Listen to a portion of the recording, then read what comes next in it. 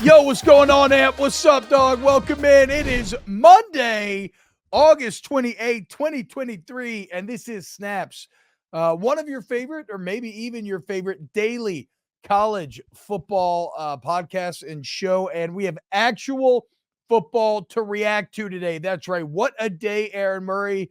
Blessed are those who wait.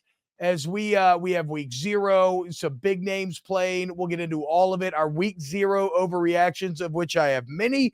You can tell me where I'm right and where I'm wrong, but just a great time on Saturday watching football being played. Excited here. How we feeling there? You and JD did a great job Saturday night with a little Snaps reaction show. Yeah, I missed you though. I missed the drunken late night T-Bob. I can't wait for. I guess it's not going to happen this Saturday because you'll still be sober. We have to wait till possibly Sunday night. We'll do like a post FSU LSU game. No. Because I have to do LSU post game. So I think we will do this Saturday after the games. We should do a show this Saturday. Yeah, not after LSU. Saying, I don't know how. I don't know if the fans are going to get the full Saturday night T-Bob because you're not doing your normal post game at the cigar bar, but whatever, regardless, I'm excited. I mean, I can get drunk. Like if that's what you want, like it's not like an issue. I'm pretty good at it. Okay. I've been practicing it for 20 years now, pretty much. I got a lot of time. You know how Malcolm Gladwell talks about your 10,000 hours? I've got my 10,000 hours when it comes to consuming alcohol.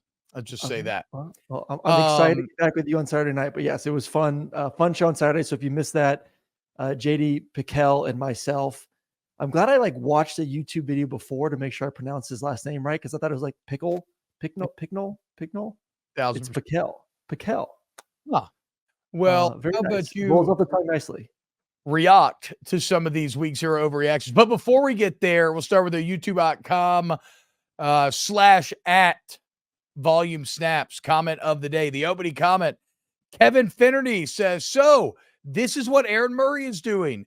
I always thought he was going to make a good pro. What happened? With 3 questions. Fuck you. I didn't make it straight up. I did make it to be a pro, so I will answer the first part. I was a pro. Yeah. It just was for a cup of coffee. Like for everyone who was only like 2 or 3 years, we like to say it was. No, that's longer than a cup of coffee, dude. 2 or 3 years is longer than a cup of coffee. I don't know. You can call it a temp worker or something. No, a cup of coffee is what I did. If you don't make the 3 games or 3 years, 3 games to get the pension, it's considered a cup of coffee. Okay. So I missed it by 3 games. So yeah, it was a cup of coffee. I'll give you more than that. But yeah, all roads, it's like Rascal Flatts says, God has blessed the broken road that led me here to you.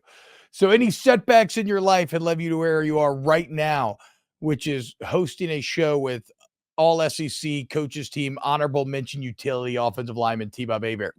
Does the NFL sound that tight compared to that? Absolutely not. Okay. Because here on Snaps, what do? We take and we talk college football. And my God, was it a fun week 0 of college football. And look, we're going to talk about Georgia three-peating. Aaron is fired up. The universe seems to be turning on Georgia, believing in Alabama. It's kind of funny to watch the same things that I've been telling you about Georgia for months now be bandied about by all the national experts and analysts. So, Aaron, I hate to say that I've, kind of started a lot of this, but here we are. And so we'll discuss that as well, but let's get to week 0. Let's get to actual football. I've got overreactions and I want to know you to answer me if I'm wrong or right here. Emery. My first week 0 overreaction. Sam Hartman is the best Notre Dame quarterback since Joe Montana. True or false? Yeah. How about that? Best looking quarterback since Joe Montana. That's for damn sure. I could throw that one out there. I mean, Brady so Quinn's you're saying strong, but I'm not. Yeah, because Brady Quinn may have both of those. Like, let's not forget Brady Quinn was a pretty damn good quarterback and also a very good looking quarterback himself in his own right. So I got to see more. I got to see more than just a 1 week versus Navy to say that he goes above Brady Quinn and in the hierarchy of Notre Dame quarterback lore. So you beat USC, Ohio State. You put them in the playoff. I'll maybe grant you that, best since Joe Montana. Okay, here's the deal with Sam Hartman. And that's fine. These are called overreactions for a reason. But look, I love the final stat line. right? It's about as Yeah. Chad of a stat line as you're going to find. 19 to 23, 251, 4 touchdowns, no picks, just a pitch perfect, clean stat line there. But the Sam Hartman effect to me goes so far beyond the stat line. It's the intangibles, right? Yeah. The only way that you show the mastery, the full mastery and control of an offense in the way that Hartman did is if you have that unteachable QB1 belief and confidence. It's the very thing that I doubt about Carson Beck. Sam Hartman has it in spades. Like to show up in January, Jesus whenever he Christ. transfers, to show up in January and to be at a new school, new culture, new coaches, new teammates, new offense. And I mean like a completely new offense coming from the slow mesh, something that nobody else does, to show up in January and then against Navy, a team that was pretty frisky against you last year, a game that ends with you only winning by 7 against Navy, to come out and to cool, calm, and collected lead 5 touchdown drives out the gate. Again, not just the stats, but the feeling, how it opened up the run game, just the overall calm and control. Like that was the most impressive part to me. The intangibles, the toughness to stay in there and take the big hit while still delivering the touchdown. Sam Hartman was fantastic. He was fantastic. There's no doubt about it that he brings a sense of calmness to the position for Notre Dame. He brings a sense of confidence for Notre Dame fans, and I think for the football team too. But he really didn't get touched. Like you go back and watch it, man. Like he was sitting there pretty 3-step drop, 5-step drop, hit the back foot, let it rip, 1-2 hitches, throw it down the field. His offensive line was dominant. Like it was as for how good he played, that offensive line looked even better, and which should give Notre Dame fans also confidence so that they can handle and hang with a USC team that we're going to get into as well, that maybe didn't look as dominant as we thought they could in week 1 versus a lesser opponent, could possibly, hang with Ohio State and protect Sam Hartman there. So I want to give the big boys credit first. They set them up for success because you and I both know this. If you're able to run the football, if you're able to dominate the line of scrimmage, you're going to give a guy like Sam Hartman time in the pocket. And he's, and you brought the point of it's a brand new offense. It is a new offense, but playing the quarterback position. Can you play pitch and catch? Can you do a 3-step drop or a 5-step drop the slow and mesh? throw the The football? slow mesh is unlike anything else in football. I know it is, but there are certain quarterbacks that are that need to be in certain offenses, system, quote unquote, system quarterbacks. Yeah. He's good enough where he doesn't need to be. Did he benefit from being at Wake Forest in that system? Yeah, I think most quarterbacks would benefit from it. Is he a quarterback that doesn't necessarily need it? No, I don't think he needs it. From watching what he did for 3 years, seeing him up close and personal last year, he's a really good quarterback. Why? Because he has great footwork. He's athletic. He has the arm strength. He can throw with anticipation. You saw all of that even inside a kooky-ass offense at Wake Forest. So I knew he could make the transition. He's a veteran quarterback. He's a mature quarterback. He's older. So I'm not surprised he went out there week 1 and had success. But once again, it's the offensive line to me that I have more confidence in that this team will go as that offensive line goes. Well, we already knew the O-line was good. I mean, last year when they got good is when they said F it and just started running the ball. Yeah. Like remember like that when they were trying to throw it. So that's why Hartman is so dangerous, because the offensive line wasn't the missing piece. The quarterback was, and now they have that. And I don't know, Aaron, you go back and look, it's impossible to have a clean sheet, but like you look at that touchdown up the seam, maybe it was the second one. He gets hit low as he's releasing that ball, and he still delivers. He stands tall. I'm not saying he didn't get hit. I'm just saying the offensive line dictated the football game. 31 straight games with a touchdown throw for Sam Hartman, longest active stretch at FBS. All right, second major overreaction. Notre Dame will make the playoff. So in order for Notre Dame to make the playoff, and the schedule sets up nicely. Like it's a tough schedule. It is a tough schedule, but you do get Ohio State at home. Yeah. You get USC at home. Yeah. The one tough road environment you have to go to is at Clemson. So you have 3 games versus top 10 teams. Like that's a grind. And I don't think you have to win all 3. I think if you can win 2 of those 3, you're in. And it doesn't matter which 2 at all. Well, you're definitely winning USC. No doubt about that. No doubt about that. You're winning SC. That's a wrap. We'll talk about it in a second. Fucking the Trojans suck all over again. So they're good enough to beat one of the other 2. So I don't think that's an overreaction at all. I think Sam Hartman once again brings a confidence to the entire football team, both sides of the football. That's the power of the quarterback position. You get a guy, it affects the entire football team. Mm-hmm. So can they beat two of those three teams? 100%. And the fact they get two of those three at home, and you know how I feel about Clemson heading into the season anyways. I think there's a lot for me that needs to be proven for the Tigers before I feel like they are going to be an 11-1 or 12-0 football team. That's a winnable game, even on the road. So overreaction scale, I would not say that's an overreaction at all. Yes, let's go, dude. And look, I said it going into the weekend, right? Notre Dame, as we're going to get to with USC, this was a weekend where you're either going to crank up that hype train or you were just going to cause negativity to affect the program. All of a sudden, Marcus Freeman's riding hot today, feeling good. Irish fans flew all the way over to Ireland. They enjoyed all their Guinness and everything else and all the festivities. And then they watched their team put quarterback play that hasn't been out there since 2006. It's a great Monday to be a Notre Dame Fighting Irish fan. Marcus Freeman feels like an elite coach. A defense that struggled to stop Navy last year holds him to just 169 total yards. You have the quarterback. And again, the improvement from the Navy game last year to the Navy game this year. How could you not be ecstatic if you're a Notre Dame football fan? So just a great weekend for the Irish. Not so much for the USC Trojans. My week 0 overreaction, I would have Lane Kiffined Alex Grinch. Overreaction or not, Aaron Murray, Alex Grinch should have been fired in the Coliseum before the team left the field. I would say this is an overreaction. Did the defense look like they improved much from last year? Not a ton. No, not a ton. Not at all, I think is what you were looking for, but yes. Not at all. And let me kind of give a couple points here. One, San Jose State has a great head coach. Siobhan looked really good at the quarterback position.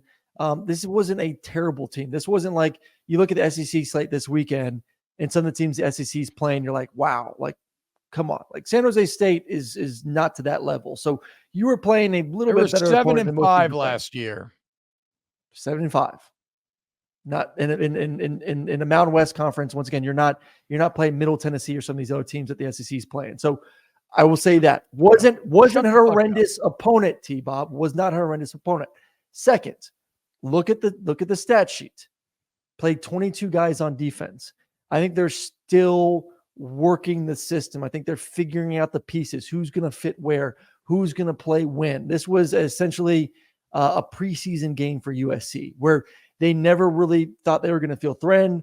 They went into the mindset of we're going to play a lot of players. See what sticks, throw it on the wall, see what sticks. And we have 6 weeks to essentially do that. Their schedule is it's backloaded. I mean, they can essentially continue to play a lot of guys, build depth, hopefully gain confidence versus Nevada, Stanford, Arizona State, Colorado, Arizona. And the goal being we need to be prepared for Notre Dame on October 14th. So I think they're still figuring it out. I think they have better pieces than they did last year, which gives me confidence. And like I said, this entire offseason, I don't need this team to be elite. I don't. I need this team on defense just to be a little bit better than they were last year. So the fact that they look the same with all those new pieces week 1, I think you will see a small improvement throughout the season. And that's all I'm asking for. Just give me a small improvement with how good that offense looks. I think it's an overreaction on your part that they're not going to be a team that can contend. Well, no, I said I would have fired Alex Grinch. But that is one of the other ones, right? The fourth best team in the Pac-12. We can get there. You should have read Plaskey's piece in the LA Times here. Bill Plaskey's headline reads, USC wins its opener, but there's no defense for its damn defense. Yeah, and you just tried to offer up a USC level defense of that awful defense. 396 yards to 7-5 San Jose State, but more importantly, contextually, a 72-yard touchdown drive to end the first quarter and tie the game at 7-7. Right after you go up 21-7 with mere seconds remaining in the first half, you allowed a touchdown drive at the end of the first half to make it 21-14, a 75-yard touchdown drive to end the third quarter, a 4-play, 85-yard touchdown drive to end the game. Fucking disgusting. And you mentioned the new players. Mason Cobb from OK State, 2 TFLs. Anthony Lucas from A&M, 2 TFLs. Bear Alexander, half a sack. What did it mean? Not shit. Okay. So if the new players aren't getting it done, you got to go back to Grinch. And I love this from the LA Times piece where Plaschke immediately asks Lincoln Riley about Alex Grinch. And here's what Riley had. I'll read the whole excerpt that I highlighted here. Afterward, Coach Lincoln Riley, surely weary of defending his pal Grinch, displayed equal parts resignation and frustration, and this once again is an issue. I asked him if he was already concerned about the defense. He sighed. Quote, here we go again. Everybody's going to write that narrative after the first game. Listen, it's going to be a climb. It's going to be a climb. End of excerpt. Here's the fucking problem, Lincoln. It's not a narrative. It's just not a screenwriter. It's not fantasy that some author is trying to cook up, okay? It is just you. It is what you are doing. You are writing the narrative. If the defense was good, nobody would be fucking talking about it. Like this idea that they're being somehow persecuted by the media for shitty defense, play better defense. I talk about it all the time. Football's one of the last remaining meritocracies like in our culture, right? And what I mean by that is you get what you deserve. Right. I mean, I think we've all, this myth of America, you work hard, you're always going to be successful. That's not fucking true. You know what is true? You win football games and people are going to write positively about you. If you perform well, nobody can go out of their way to shit on you. So nobody's going out of their way to create some narrative. The defense looked awful after an offseason of promising better results. And then the answers of the post game were the exact same answers that you heard all of last year. And I love the sigh from Lincoln Riley because it's a sigh that was representative of how the Coliseum felt as that entire crowd was pissed off and frustrated and bored as that USC team did not look like a contender. It looked all right. Zachariah Branch was awesome. Don't get me wrong. Maybe the second coming of Reggie Bush.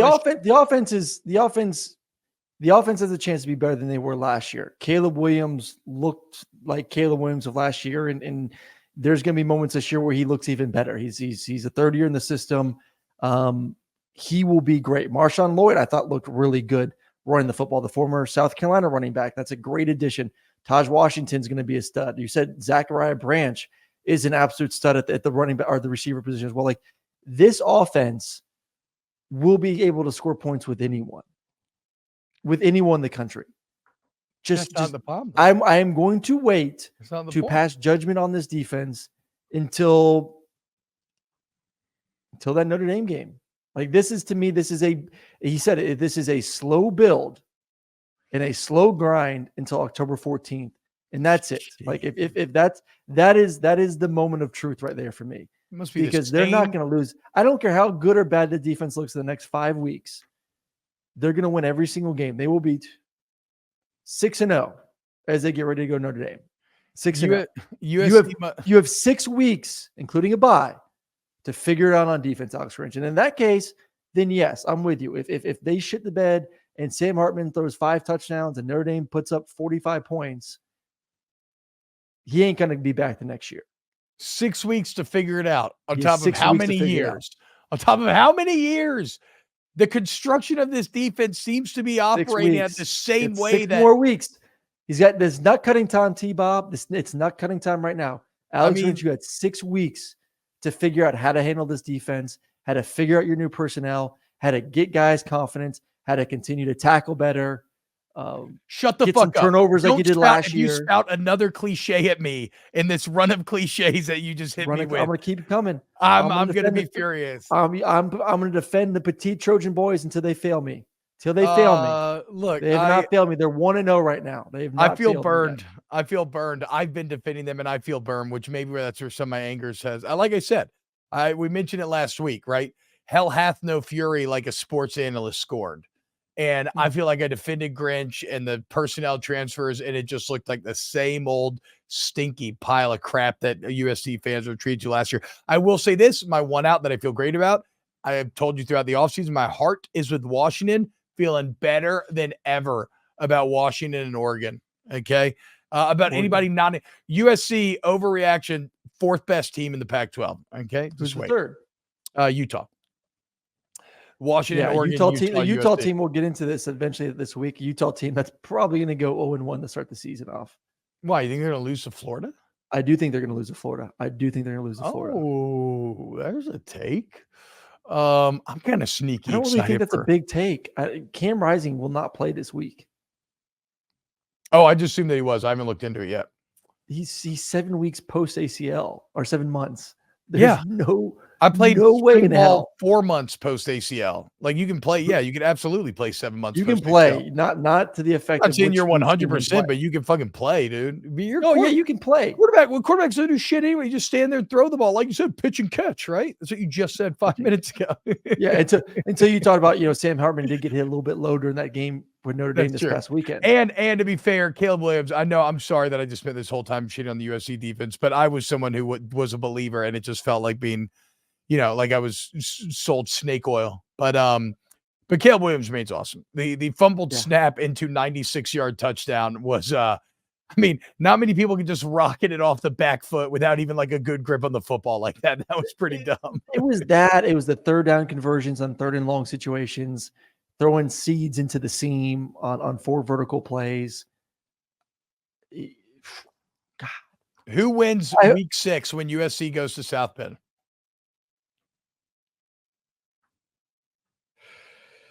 Do you know the answer? Do you know the answer? I mean, we're gonna know more about Notre Dame before then, because they have some legitimate opponents. They play Ohio State 3 weeks before that. They're at Duke, at Louisville, which are two good football teams heading into the season in ACC. So I think we'll know more and have more confidence of what the Fighting Irish will look like. But if I had to say, these two teams are playing next week, who do I think wins the football game? I would put my money on Notre Dame to win the football game. Yeah, it feels like a way more complete team. And one who, again, you mentioned earlier, most important position in the game, the queen, if you will, if you like chess and you want to go by values there. When you don't have that guy, it's debilitating. But when you do, it's like manna from heaven. And right now, Irish fans have got to be feeling like they were walking around fucking eating like desert lizards, and all of a sudden they got the land of milk and honey flowing from Sam Hartman. Just a great time. Well, I think the difference with Notre Dame is you have a defensive-minded head coach who is one of the best defensive minds in college football. I mean, Marcus Freeman's a stud. There's a reason why that he's been promoted to head coach at Notre Dame at such a young age. Like, people saw it years ago that this guy was going to climb the ladder fast because of he could take care of one side of the football and he get guys to rally around him. Like, remember when he got named the head coach, the team went crazy. They went berserk. Yeah. They wanted him. So he's got the defensive side on lock. Like, that defense will be good. Go back to what they did even last year versus Ohio State and how they handled Ohio State's offense. Defense will be really good, as always. They will always be good with Marcus Freeman as the head coach. And now you do have that missing piece on offense. I do question what the receivers will look like against a decent defense. What will the running backs look like versus a decent defense? But quarterback, O-line, you got those two pieces of an offense that answers a lot of questions going forward. So, I agree with you, man. It's a complete team, and people are going to get mad and say, don't overreact because it's Navy. You and I have played offense, and you and I know how hard it is, even on air, to look that good in week 1. Yeah, that's the difference. It's not the opponent. It's when you watch how well of an oiled machine that team looks in week 1. Exactly. With an offensive coordinator that got hired in February, with a quarterback that you allude to that showed up in January. Like, this is just the start for Notre Dame's offense. This offense will continue to get better. That's what I'm saying, dude. And that's why that was the most impressive part to me. It's it was a statement. That was an empty statement because I forgot what I was going to say. And so I was just trying to fill it with something, but yes, your point stands. And I agree 100%. Other week 0 takeaways, maybe a little bit of a smidge. Brum's going to have an aneurysm, maybe a little bit of smidge on Vanderbilt. I think I wanted a little more. Glad the Doors got the win. Truly awful at running the ball. AJ Swan looked all right though. But AJ Swan looked great. I feel damn good. Well, I know, but I get worried about they feel like they're going to be forced to be very one-dimensional this year, and that's going to fuck him a little bit. But Vandy got the thought of them. Heck yeah, the thought of them making a bowl game. The thought of them making a bowl game post that game significantly went down in my books. Like, I went into the season saying, I think this team could get to 5 wins. They think they could push if they could find a way to split Kentucky and Missouri and win one of those, then they could push to possibly get to 6. But after watching that, no chance. Sorry. Okay, bro. relax, Brum. Relax. Investor Hey, confidence. Vanderbilt's in Nashville. It's a huge market right now. A lot of excitement in that city. Yeah. Come on. Investor confidence right now exploded on Notre Dame after the weekend, fell off hard on USC, even though people like Aaron are telling you to hold, don't sell. And Don't sell. and with Vandy, it fell off a bit as well, though nobody really cared about the stock to begin with. So there it is. Your week. Anything from week 0 that I didn't mention, Aaron? I get it's an appetizer. I would have loved some better football on week 0. Shut up. Shut up. Honest. You're like Dudley in the first Harry Potter. 36. Last year I had 38 presents. Don't worry, Dudley. We'll get you 3 more at the zoo. Get out of here. Be happy with what you have. I want more. Give me more. Okay, I will. I'm going to give you more takes. I was watching College Gameday on Saturday, which, I guess I always watch College Gameday just out of the corner of my eye. Like I never really sit down and fully lock in. So I was interested to see would it feel any different with all the changes it make. Didn't feel any different. Still felt great, fun, whatever. Zoom, do stuff around the house, kind of watch for a second, back off for a second. But in that, they got into their NCAA previews, and we should have this picture ready to go, bro. Maybe you can find it. But a screen grab that you tweeted out, Aaron, that had all of the college football game day members. So who is it? Herbie, Desmond, I guess McAfee was in on this now. Everybody choosing Alabama, not Georgia, not LSU, but the Alabama Crimson Tide to win the SEC. Kirby Smart once again proven right.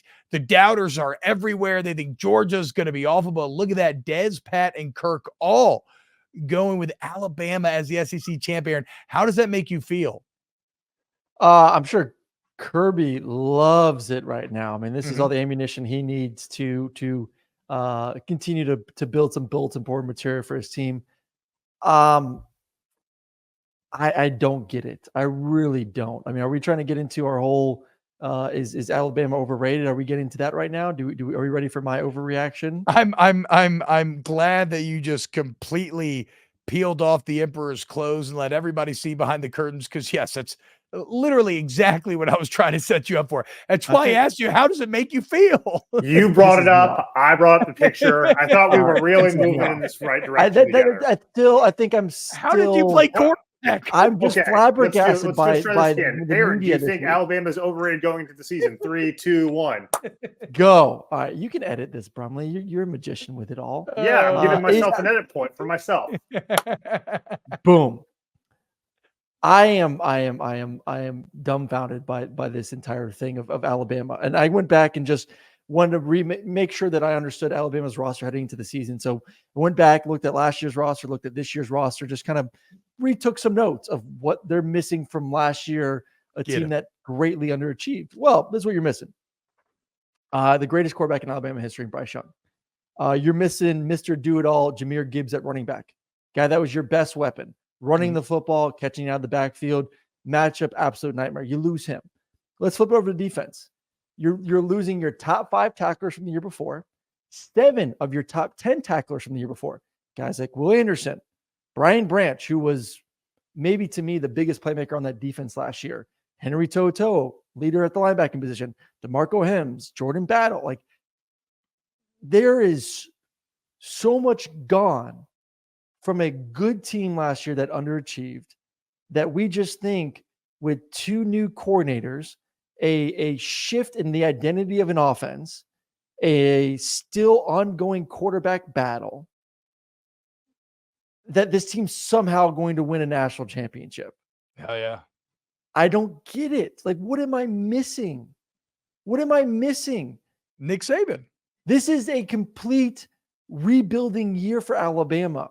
This is the year where they take all that youth, that new identity on offense, and they build around it, and they build confidence, and they go 10-2. And then next year we're saying, oh my God, Alabama's returning both sides of the football, both coordinators, an experienced quarterback. This is Alabama's year to now get back to winning a national championship. Like, That's the narrative. I don't understand how you can feel confident with all those players that I just listed off that are gone from this football team, that you can say that with that youth and that inexperience, that this team is going to win a national championship this year. The Crimson Emperor is powerful indeed, Aaron Murray. And you seem to just be seeing that now because people are dumb. Look, changing people's minds when it comes to sports, maybe especially when you're talking about someone that's established the consistency of a Nick Saban, it's like I always think about it like this way. Like I have a couple buddies who are riverboat pilots, right? So you have these massive, massive ships full of, like millions upon millions of dollars worth of shipping goods on these things. And they have to navigate them through these channels. Think about those boats are, if you fuck up, you can't just whip that thing. Like you can't just turn that thing and correct course, right? So it's very slow turns. In the same way, it's tough for people to change their mind on this place that we have seen be the model of consistency through the years. And I need to go back and do a deep dive on it. I'm just deciding whether or not I care enough to. But I feel like there's been a couple times where Alabama's like maybe some of the teams that we thought were going to be their best ended up not getting it done. And the teams that we were kind of overlooking ended up winning a national championship. Like, did Jake Coker win a national championship? Am I crazy? Am I making that up? Or is he one of the ones that lost? But see, that's kind of the point. It's like they've won so many and so much that it's almost interchangeable. Like all the pieces start to meld into one giant empire. That was an era where Alabama was just so much better than everyone else. I think the problem is now there are more elite teams in college football than they were then. So that's what I was going to get to. There are more teams with the same or similar talent to Alabama this year. So again, yes, but no, right? Yes, but no. Like, yes, but then at the same time, they're the only one at 90% blue chip ratio. No, I get that. Right? Like but a lot of that 90% is inexperience. I know, but that's a lot of inexperience. Roster. Yeah, but you combine the best players with Nick Saban with the benefit of the doubt thing that I'm getting at here. That's been like I still think when I think Seattle Seahawks, I still think Legion of Boom. They've been awful defensively for years now, or they've been waffling, right? I think they were actually pretty good last year with Treek and all that. But the point is, I still think, oh yeah, that's like Richard Sherman and fucking Cam Chancellor, like because that's how they got burned into my brain. In that same way, Alabama has burned in, and again, what's hurting Georgia in all of this is simply the whole idea of Georgia's attempting to do something that Alabama's never done, attempting to do something that nobody's ever done. And that's win 3 in a row. So I think a combination. This isn't a Georgia versus Alabama conversation. It is though. It is somewhat, but I still, you know how I feel about LSU. I've said it a million times on the show. Like there's still obstacles in Alabama's way before we can just say they're even going to get an opportunity at the big bad Georgia. There are plenty of obstacles in their way. LSU being one. I think A&M's a team that's obviously given them fits the past 2 years, and I think this is the best A&M team of those 3 years. Like if we want to say Alabama in a nutshell over 3 years, how you would rank those three teams based on heading into the season, I would say this is probably the third least talented, least experienced, least confident team I feel of the 3 years of Alabama football, if that makes sense. If I had to rank them, this would probably be 3. For A&M, it's the complete opposite. This is probably the most confidence I do feel in A&M heading into a season. And A&M has had their number for the past 2 years. Not completely, but you get what I'm saying. Yeah, no, yes. No. There's plenty of obstacles in Alabama's way this year before they even think about getting an opportunity against Georgia. But you're not going to give A&M or LSU the benefit of the doubt over Alabama, nor should you. If you're trying to play it safe, right? If you're looking for a little heat, I mean, we talked about it like objectively on paper, sure, you can make those arguments, right? But when it comes to these national guys that have seen it for a couple decades now, if somebody like Kirby that's been on this show forever, you probably start to feel that, look, in the end, the answers to the test kind of remain the same. Right? Like no matter what you kind of may be thinking, no matter how creative you've gotten, like look at Dez. Dez tried to take a shot with his Final Four last year. What happened? It ended up becoming one of the best. But his Final Four was pretty. I mean, his Final Four was extreme last year. Like that, he went to. That's what I'm saying. That was aggressive. like me saying that LSU is going to win the West is not extreme. They did it That's last true. year. They've done it That's multiple. fair. Like you can still color within the lines without having to go Okay. completely Des and Howard on everyone. I think the thing is just more baffling to me of why everyone feels like this is Alabama's year is obviously they bring up Nick Saban, but they bring up the fact that Nick Saban is pissed. He's more determined than ever. Yeah. That's a fucking lie. Nick Saban is determined every single year to win a national championship. Like, I don't think Nick Saban's spending any more time preparing for this season than he's done the past 3 decades of coaching football. The dude wants to win more than anyone else in the world. The dude prepares harder than anyone else in the world. There's a reason people want to go coach at Alabama underneath him, and it is to get the process, to see what it takes to be a champion. So, like, I don't think paid by there's like this, and there is this more lighting of the fire this year than in years past. You can't tell me 2 years ago Nick Saban didn't want to win a championship, or last year. Like, I don't buy that. So I agree with you on the Saban front. He will remain as sociopathic and determined as ever, and nothing changes. But it does change with how you motivate players, right? Like, I think back to AJ McCarron, what he said in 2014 after they lost the Sugar Bowl to Oklahoma. And he's like, look, we got a bunch of cats here that weren't here for the climb. Done lost their way a little bit. You know, they think everything's just going to be fucking handed to them. Sometimes you have these superstar-laden teams that can fall into that trap. It's the old thing I always talk about. Wooden clogs on the way up, silk slippers on the way down. It's the very thing that Georgia has to fight against. And so it's not about Nick Saban having extra motivation. It's about him, instead of having to fight rat poison and find ways to motivate his players. For a lot of this offseason, he's got ample ammo to be like, no, man, they don't believe in you. And remember, he's talking to the most talented team in the country, not the most experienced, but a man-to-man full roster basis. He's telling the most talented team in the country, nobody thinks you're good enough. Well, that's a lie now, the though. new class. And those, I'm sure every single kid in Alabama saw Kurt Herbstreit and Pat McAfee and College Gameday crown Alabama as the best team essentially in the country. So like that, all that rat poison shit that Saban's been preaching for 2 months, 3 months, that's out the window now, because now all of a sudden everyone's picking Alabama. He's still got ample. No, not everyone. Look at the responses to your tweet, Aaron. Everybody's been showing like screenshots from other outlets, and it's all Georgia. It's all Georgia everywhere. No. Everything I keep seeing from College Gameday to all these other YouTube shows, it's Georgia ain't gonna win the SEC. It's Alabama. It's Alabama. When Kurt Herbstreit puts his rubber stamp on it, it's God spoken. Truth has been spoken out to the world. Kirk is kind of like football God. I'm not going to lie. Yeah. Maybe like a John the Baptist. Like, he's not divine in himself, but he's kind of clearing the way for said divinity. That rat poison is, it's there, baby. It's back. It's creeped in. All of a sudden, Alabama players slept in a little bit better this weekend. They slept good, dreaming of championships. College Gameday picked us. What's Coach Saban smoking? Yeah, that's the conversation now. What is the biggest obstacle to UGA three-peating, Aaron? Like, why are all of a sudden all these analysts, these national analysts that have, like, Kirk Herbstreit knows football way better than me.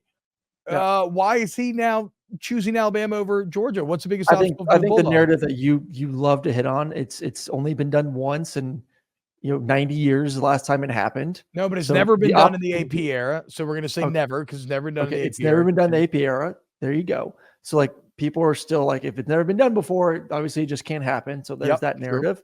Obviously now the issues with Branson Robinson being banged up before the season even starts, there's a concern about the running back position. And I that's a legitimate concern. If you're already banged up at a position that gets banged up because of the nature of the position during the season, that's not a good sign going forward. So that's a problem. Yeah. And obviously there's a concern of is to me, is Carson Beck going to be that dude? Like, I think it is, because I've watched him closely for 3 years, but I think the nation still wants to see, is he that dude? Does he have the brass balls that Stetson Bennett had? Can he win you a game in crunch time? That's the narrative. I think defensively, you can talk about the defense line all you want. They'll be fine. They'll be an elite defense. This is going to be a top 5 unit. Yeah. Not worried about defense. It turns into depth concerns at running back, And is Carson Beck? Can he put the team on it? I mean, Can extend it to Carson Beck put Bobo the and team on Beck. his It's shoulder? not just Beck, because Well, that yeah, and seems to Bobo be the too. other piece that's gaining steam is is Monken leaving. As much as Bobo, it's really about Monken. Is he's taking on this idea that he was the final piece to the championship, and now that he's gone, can the combination of Beck and Bobo get it done? Yep.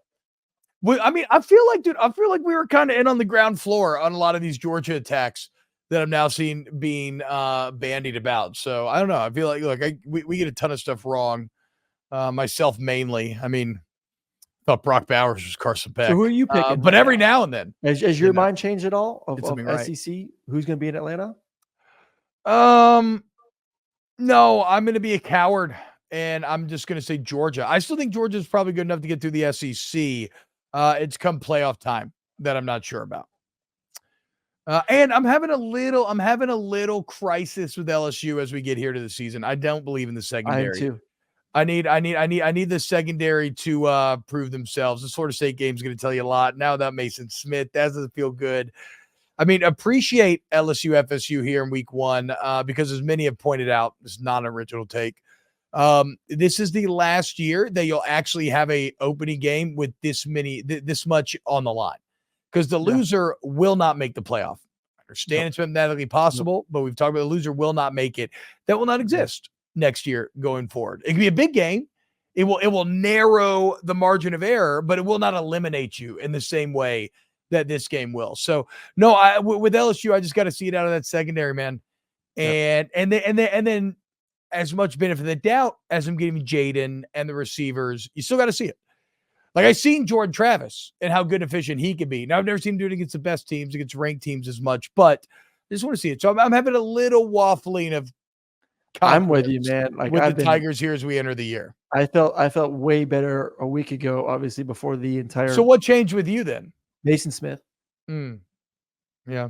I mean, in LSU is improved depth-wise everywhere. I mean, Brian Kelly's done a great job in the year he's been there of building more depth, a team that can compete for, an entire 12-game schedule for the SEC.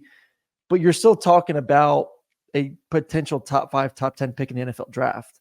It's a big deal. I mean, I'll bring up Georgia again. When Georgia didn't have Jalen last year, it was a difference in that defense. And it was a difference in that defensive line. They almost freaking lost on the road to Missouri. And Missouri is not FSU.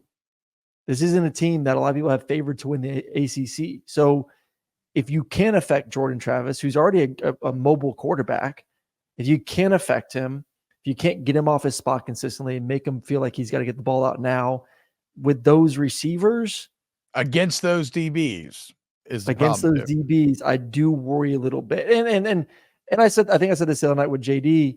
Like, I think the LSU DBs, they're not walk-ons. These aren't bad DBs. I think there's some questions. I think there's some experience. I think there's some growth that needs to happen. I just don't know if that growth is going to be there week 1.